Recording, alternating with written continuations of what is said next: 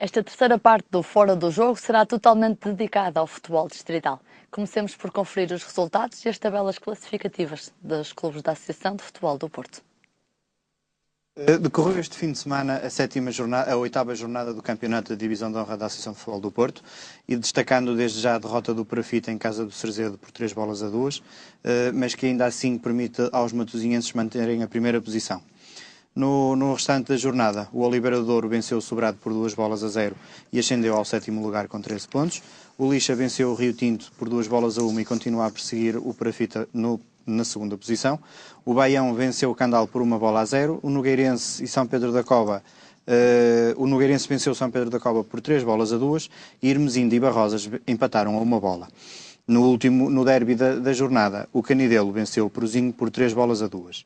Lidera esta classificação o Perafita com 17 pontos, seguido do Lixa com 15 e do Baião com 14. Nos 4 últimos lugares, Valonguense com 8 pontos, Sobrado com 6, Peruzinho e Hermesinde com 5. Na primeira distrital, na Série 1 da primeira distrital, decorreu também a oitava jornada, mantendo a classificação praticamente inalterável. O Golpilhares continua a somar pontos e venceu o Vila Futebol Clube por 1-0. O Progresso perdeu em casa com o Labrense por 5-2. E no derby da tarde, o Costuma e o Baladares venceu o Costuma por 2-0. O Lebarense venceu o Lessa do Balio por 2-1 e o São Félix venceu o Sporting Clube da Cruz por 3-0. Lidera a classificação o Golpilhares com 24 pontos, seguido do São Félix com 20. Nos dois últimos lugares, Custóias e Balazar, o Custóias com 4 pontos e o Balazar com 2. Na Série 2, o Pedrosos voltou a assumir a liderança da classificação com 16 pontos, depois de vencer o Leões Ceroa por 4-0. Nesta tabela, a emotividade continua em alta e o Ateense e o Castelo da Maia, que venceram os seus encontros, seguem no encalço dos Maiados com 15 pontos. O Ateense venceu o Vila Caís por 4-0, enquanto o Castelo da Maia venceu o Águias de Iris por 2-0. Nas duas últimas posições, Leões Ceroa com 7 pontos, Atlético Rio Tinto com 6. Lidera a tabela o Pedrosos com 16, seguido do Ateense e do Castelo da Maia, ambos com 15. Na segunda divisão distrital, o Inter Milheiros voltou à liderança com 16 pontos, depois de vencer o Ramaldense por 1-0. Segue-lhe também o Aldeia Nova, com os mesmos pontos, depois de vencer a Surpresa Torrão por 2-1. O Medense venceu o São Romão por 2-1 e o Águas Santas e Arcozelo empataram a 0. Segue na frente o Inter Milheiros e o Aldeia Nova com 16 pontos. Nas duas últimas posições, o São Vítor com 3 e o Estrelas de Fanzas com 1. Na Série 2, o Pena Maior continua invicto, vencendo até agora todos os 7 jogos já disputados. Este fim de semana não escapou à regra e o Sobreirense foi a vítima, sendo derrotada por 4-0. O Marco B venceu o Salvadorense por 2-0, enquanto que o Airães venceu o Caíde Rei por 2-1. Soalhães venceu o Raimonda por 2-1 também e o Sobrosa derrotou o Frazão por 4-0. Segue na liderança então o Pena Maior com 21 pontos, seguido do Sobrosa com 19 e do Liberação com 18. Nas duas últimas posições, Passos de Gaiolo e Sobreirense, ambos com 1 ponto. Segue-se agora uma entrevista ao presidente do Sport Clube Senhora da Hora. Boa noite, Vasco Carvalho. Boa noite. Sei que tenho uma novidade fresquinha para partilhar com os telespectadores do Fora do Jogo. Uma parceria com o Sport Lisboa e Clube Benfica. da Hora, no intuito de evoluir, fez uma parceria com o Sport Lisboa e Benfica a nível da escola de futebol. Que nos dá, que financeiramente também é interessante para o clube e ao mesmo tempo dará-nos outras capacidade de evolução, porque nós somos um clube que gostamos de apostar forte na formação e vai ser, com certeza, uma boa ajuda para o Sport Clube da Hora. Johnny, os comentários do fim de semana distrital serão mais daqui a pouco, mas estás à vontade para conversar com o Vasco Carvalho também. Presidente, o senhor já tinha estado à frente do Senhora da Hora em épocas, aliás, em anos anteriores e voltou para fazer obra que teria deixado incompleta? Não, eu quando tinha 29 anos, era muito novo, fiz 6 anos à frente do Sport Clube da Hora e pensei nunca mais, futebol nunca mais. E depois quando tinha... Porquê que pensou dessa forma? Porque ser dirigente desportivo é muito complicado e presidente é pior, porque depois em termos financeiros nós por vezes estragamos também a nossa vida e prejudicamos-nos bastante, e eu pensei que nunca mais me voltava a meter em futebol, porque não é uma coisa muito boa e aconselhável para quem tem outras ambições. Então, o que é que o fez mudar de ideias? Talvez porque eu ganhei amor ao clube, que eu moro lá desde pequenino, não é? E ganhei amor àquilo, e eu realmente na altura fiz algum trabalho interessante na parte de infraestruturas, e o clube estava numa situação muito difícil, que devíamos mais de 1 milhão de euros e se calhar ia acabar. E eu pensei que eu já tinha 48 anos, assim, bem, vou fazer mais 2 aninhos aqui e depois então é nunca mais, já vão 10. Já vão 10 e para mal dos meus pecados. A situação financeira e a questão das dívidas ao fisco foi durante muito tempo a sua bandeira. Está resolvida ou ainda há muito para resolver? Quer dizer, nós tínhamos de cerca de 400 mil euros ao fisco e pagámos na totalidade. Conseguiu-se alguns patrocínios interessantes, o caso da CEPS e outros, que nos vieram a dar a possibilidade de liquidar isso, que isso era realmente a grande dificuldade, e tudo esbarrava ali porque não podíamos receber subsídios, não podíamos candidatar a determinadas obras e isso tudo. Pronto, foi ultrapassado, ainda só foi há pouco mais de 1 ano, e pronto, isso também nos trouxe outras responsabilidades, na medida em que esses patrocínios foram quase exclusivos, portanto não poderíamos receber também dinheiro de lado nenhum, quer dizer, mas esse dinheiro veio e pagamos ao fisco, libertámos-nos de grande parte dos nossos problemas ao longo destes 10 anos. Neste momento o clube está a caminho de uma estabilidade financeira. E dorme descansado, com certeza. Não. Quando se é presidente de um clube e que tem cerca de 600 jovens, 600 atletas a praticar desporto nas mais diversas modalidades, nunca se dorme descansado.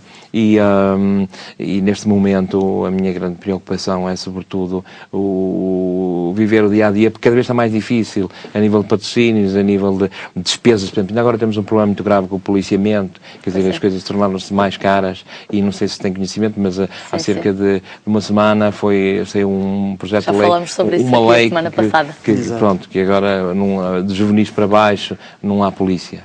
E isso também nos poderá trazer outros problemas. Pronto, mas nós estamos prontos sempre neste tipo de clubes. São clubes que os vivemos de uma maneira diferente. Vivemos de uma maneira, assim, como se fosse uma família. E vamos ultrapassando os problemas, e agora o que não se dorme é descansar. Presidente, o senhor Adão há uns anos queixava-se que estava posto de parte, entre aspas, pela Câmara de Matosinhos. Como é que estão essas relações hoje em dia? Pronto, a Câmara de Matosinhos foi-nos ajudando. Claro que nós como presidentes de um clube, ou dirigentes assim com mais responsabilidade, temos sempre que arranjar assim algumas guerras, quanto mais não seja para quem não chora não mama, não será assim. Mas pronto, não, no fundo, sendo honesto, realmente a Câmara Municipal de Matosinhos, numa determinada altura, senti que há sempre pessoas com outra, que têm talvez um relacionamento mais estreito com a Câmara e juntas de freguesia e isso tudo, e conseguem, por vezes, algumas coisas que nós, mais pequeninos, não conseguimos. Mas eu acho que foi reivindicativo quanto basta para acabar por ver que o Sr. Adão também é visto mais ou menos num pé de igualdade, até porque neste momento acho que a política é do Presidente da Câmara, o Dr. Guilherme Pinto, e eles puseram normas de apoio ao associativismo que dá realmente um equilíbrio de apoio a todos. É mais equitativo. Em termos de infraestruturas, tenho que aqui ser bastante crítico, porque a Câmara de Matosinhos, principalmente neste mandato do Dr. Guilherme Pinto, dos últimos 7 anos, não tem sido... há um projeto há 4 anos aprovado de melhoria de toda a qualificação do nosso parque desportivo, e isso não foi de maneira nenhuma para a frente, porque lá está, falta-nos o tal peso que ainda não temos, e temos que o ganhar. Era esse projeto que eu gostava de ver terminado antes de ir embora? Era isso, e é isso que ainda me traz ali preso, será isso, porque realmente lutei muito por aquilo, prejudiquei muito a minha vida pessoal, prejudiquei muito até os meus amigos e isso tudo, e agora gostava de ver isso, porque aquela gente da Senhora da Hora merece. E eu gosto muito da Senhora da Hora, é uma paixão que tenho, porque criei-me nos anos 60, 70, tínhamos ali um núcleo de amigos que ganhamos ali raízes grande, e gostamos de ouvir falar na Senhora da Hora e não vou desistir. Presidente, o facto de o Senhora da Hora ser uma instituição de utilidade pública faz com que as pessoas que o dirigem encarem a sua tarefa com maior responsabilidade? Claro que sim, mas no fundo pouco ou nada nos traz de benefício ser instituição de utilidade pública, porque hoje os apoios são quase... São mais os deveres do que os direitos? São mais os deveres que os direitos. Hoje ser dirigente e presidente, principalmente presidente de um clube, é para malucos. Não é para pessoas normais. Eu acho que, porque realmente os deveres são tantos, as responsabilidades são tantas e a contrapartida não é nenhuma, a não ser a paixão e a vontade também de servir. Vou intercalar aqui um bocadinho com o Johnny e se calhar comentar o jogo de ontem do Senhora da Hora com o Custóias, em que o Senhora da Hora ganhou por 2-0. Sim, foi uma vitória que o Senhora da Hora já procurava há algum tempo. A equipa não começou o campeonato da melhor forma. Ocupa uma posição que não é condizente com o valor do plantel. Foi uma vitória, ainda por cima num derby, Conselho contra o Custóias, dá sempre outra moral. Venceu por 2-0, uma vitória justa, e acho que está, pode ter aqui aquilo que tem faltado à equipa para subir mais algumas posições na tabela. Vasco Carvalho, nesta altura o Senhora da Hora conta com 8 pontos e está na 12ª posição. Esperava uma melhor classificação da equipa a esta altura? Não, portanto, nós atendendo às circunstâncias financeiras do clube e até à conjuntura nacional financeira, nós este ano, porque já vínhamos com dificuldades nos últimos 2 anos de financeiros para cumprir com alguns compromissos de uma forma regular, nós resolvemos criar um plantel baseado sobretudo em atletas da nossa formação. Prata da casa, não é? A prata da casa, em buscar alguns que estivessem realmente também na ideia de, em termos, não pagarmos qualquer tipo de verba, a não ser uns prémios.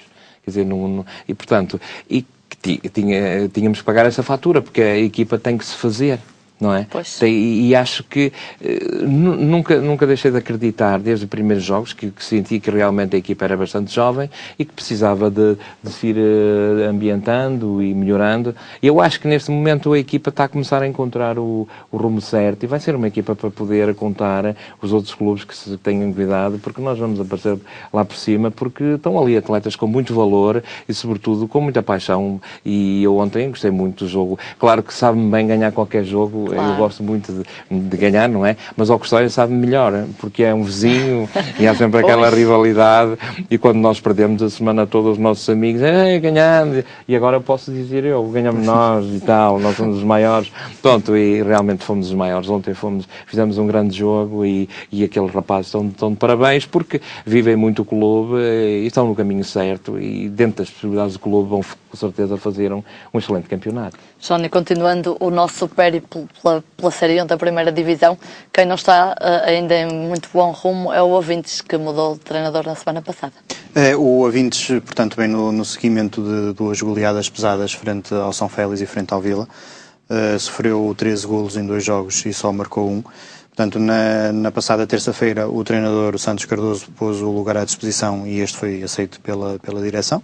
Entretanto, ainda não foi encontrado o substituto. Está a tomar conta da equipa o adjunto o João Novo. Não se pode dizer muito mais porque, como é do conhecimento, o Ouvintes não fala a comunicação social.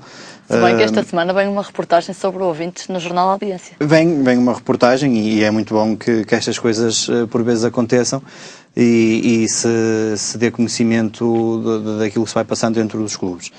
O que já não é bom é não haver notícias quase do Ouvintes há mais de um ano, até essa parte, e mesmo assim as pessoas estarem, mesmo já depois de terem saído, estarem limitadas a falar. Por aquilo que eu consegui apurar juntamente do treinador. Portanto, foi mesmo o problema dos maus resultados, estes 2 últimos resultados que o Ouvintes conseguiu.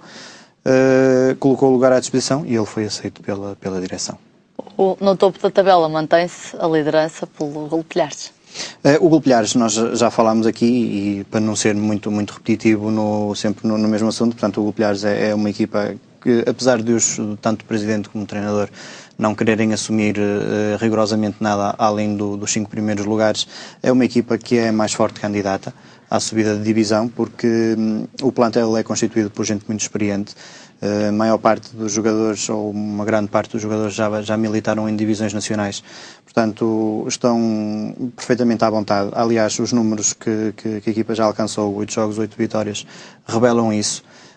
E é o mais forte candidato, no meu entender, à subida. Em segundo lugar está o São Félix da Marinha, a 4 pontos do Golpilhares, que tem a melhor defesa da série. Só sofreu até agora 2 golos.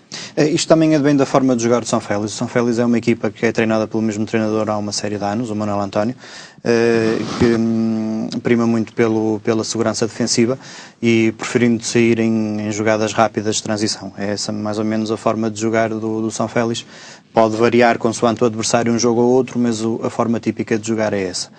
Portanto, não me admira nada que apenas tenha sofrido 2 golos, porque é uma equipa muito física, muito aguerrida a jogar, consegue as suas transições rápidas e depois, marcando um golo, é muito difícil dar a volta a um resultado quando o São Félix está na frente. Para rematar esta série 1 da primeira divisão, temos o Balazar, que ainda não ganhou e conseguiu este fim de semana o segundo empate da época. Foi curiosamente contra o Abindes, portanto o Balazar é o último classificado. Já de alguns anos esta parte tem denotado algumas dificuldades nesta divisão. Tem acabado sempre nos últimos lugares antes dos lugares de descida, mas sempre muito lá perto. Mas esta época está ainda mais com mais dificuldades do que nas anteriores, portanto daí que a última posição não surpreende. Mas pronto, isto é sempre muito relativo, porque também ainda estamos um pouco no início do campeonato e às vezes basta 1 ou 2 resultados positivos para alterar a situação por completo. Mas até ver, não tem conseguido encontrar o caminho das vitórias.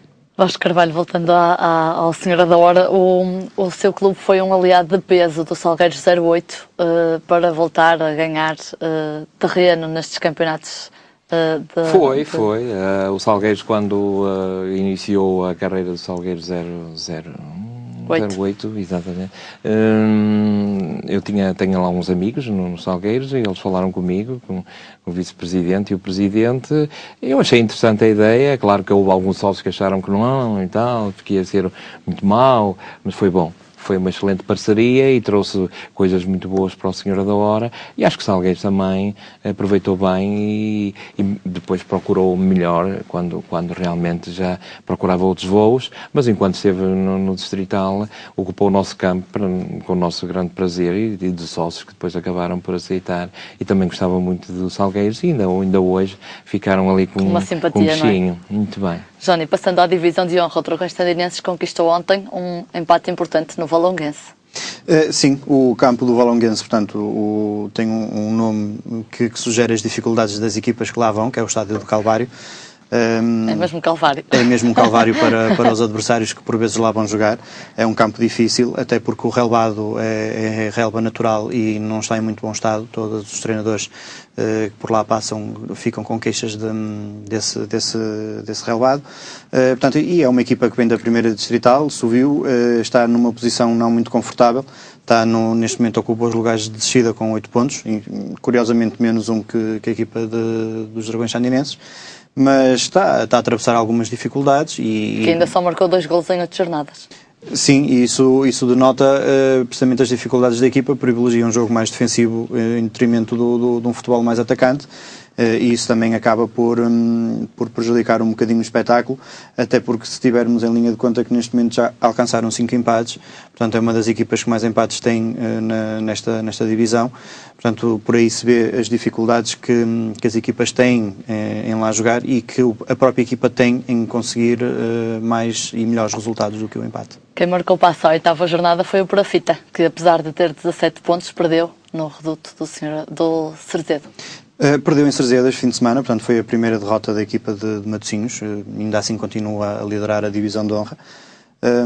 Curiosamente o Perafita esteve a vencer ao intervalo por 2-0, mas não conseguiu segurar a boa entrada do Cerzedo, que em 6 minutos marcou 2 golos e depois já muito perto do final acabou por dar a volta ao marcador. Isto também vem na linha daquilo que temos vindo a dizer relativamente à equipa de Cerzedo, que é um plantel muito bem constituído, também com jogadores muito experientes e que ocupam um lugar não condizente com a sua valia. e que, pronto, vai nos surpreendendo com estes resultados e vai arrecadando cada vez mais moral, porque, apesar de tudo, o Perafita era o líder, ainda não tinha perdido, e o Cerzedo foi a primeira equipa a conseguir infligir a derrota ao líder. Sónia, e o Peruzinho está em maus lençóis depois da derrota contra o Canidelo por 3-2? Isto ainda é muito relativo, portanto, a classificação ainda, se nós olharmos bem, por exemplo, o Perafita era líder com 17 pontos, mas o 12º só tem menos 7 pontos. Ainda não há grande distância, ainda não há grande eles, distância entre as equipas, portanto o Peruzinho tem 5 pontos, está apenas a 4 pontos de sair da linha d'água, porque a primeira equipa que está acima tem 9 pontos. Contudo, os resultados não têm sido os melhores, apesar do Peruzinho ter uma excelente equipa, ser muito bem orientada pelo Allen, que é uma pessoa que já foi jogador do Peruzinho e quando deixou de jogar passou logo a orientar a equipa. Esteve a vencer, permitiu a reviravolta, chegou ao empate, mas não conseguiu aguentar o melhor futebol do Canidelo e acabou por perder por 3-2, ocupa a última posição e é sempre mau para quem vai neste lugar, porque começa a surgir alguma desmotivação, que mesmo o bom futebol apresentado pode não trazer bons frutos. Mas vamos aguardar e pode ser que os próximos jogos tragam, aliás, a próxima partida do Peruzinho até é contra o Dragões Sandinenses, e é uma partida em que quase se torna imperativo ganhar para não começar a criar então já o tal fosso entre as equipas. Passando a bola novamente a Vasco Carvalho, eu perguntava-lhe quantos atletas de formação tem nesta altura o Sr. Adora? No seu conjunto, nas várias modalidades... Tem equipas em todos os escalões, não é? Ainda tem uma escola de futebol. Mais que uma equipa. Ainda temos... tudo no global andará à volta de 600 atletas. O que é que... Desculpe, interrompi. Não, digo no conjunto das modalidades. O que é que faz com que os jovens escolham o Sr. Adora e não outro clube que esteja por ali nas redondezas? Eu acho que também é pela nossa centralidade. Não é que nós, pronto, às vezes precisávamos fazer um bocadinho mais, com mais qualidade, isso tudo. Estamos agora a procurar esse caminho, porque nós andamos alguns anos ali a procurar não acabar. Quer dizer, isto já não era mau não acabar. Neste momento estamos perto de atingir um bocadinho mais de estabilidade e nessa altura vamos dar um bocadinho mais de qualidade. Mas mesmo assim, como estamos muito bem situados, não é difícil ter muitos atletas. Presidente, antes de fazer Mas estamos bem classificados em alguns escalões e com ambições este ano talvez de conseguir meter uma equipa nacional. Muito rapidamente pedia-lhe que deixasse ficar uma mensagem aos adeptos, colaboradores, atletas, a toda a estrutura do Sr. Adora. A todos a continuar a agradecer a forma como têm apoiado o clube, porque o Sr. Adora, quando foi o início destes últimos 10 anos, quando foi o início para recuperar o clube, foi quem acreditou e quem arranjou o primeiro dinheiro, aquele dinheiro que dá o arranque, foram precisamente os sócios e simpatizantes do clube e as pessoas da Sra. Adora. E para esse, em primeiro lugar, muito obrigado pelo que fizeram, mas é preciso fazer muito mais, porque a Sra. Adora merece. Sónia, quem merece estar no primeiro lugar da tabela classificativa é o Inter de Milheiros, na segunda divisão Série 1. O Inter de Milheiros, portanto, regressou este fim de semana ao primeiro lugar, tinha perdido esse lugar na semana passada ao perder com o Torrão. Este fim de semana ganhou ao Ramaldense por 1-0 e voltou a assumir essa condição de líder, embora em igualdade pontual com a Aldeia Nova, que venceu precisamente o Torrão por 2-1, colocando aí um ponto final numa série que já vinha em 3 jogos consecutivos sempre a vencer dos gaienses. Portanto, parece-me também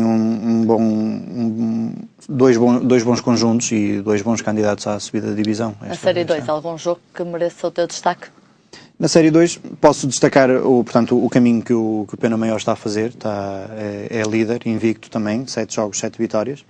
Portanto, este fim de semana voltou a golear. Aliás, os jogos desta equipa têm acabado sempre com resultados acima dos 3-4 golos. Este fim de semana ganharam o Sobreirense por 4-0.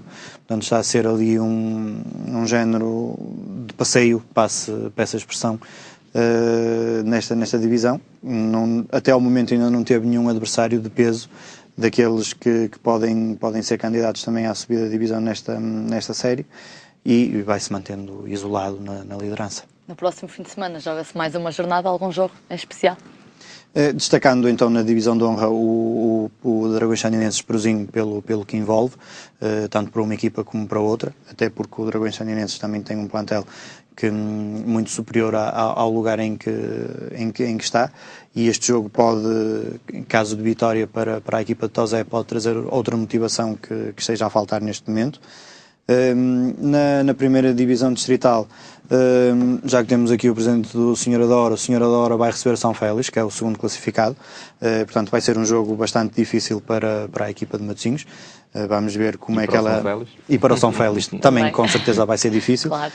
Mas vamos ver como é que a equipa agora se vai apresentar depois da vitória sobre o Custóias, e perante o segundo classificado, que embora se queira ou não, pesa sempre no subconsciente dos jogadores.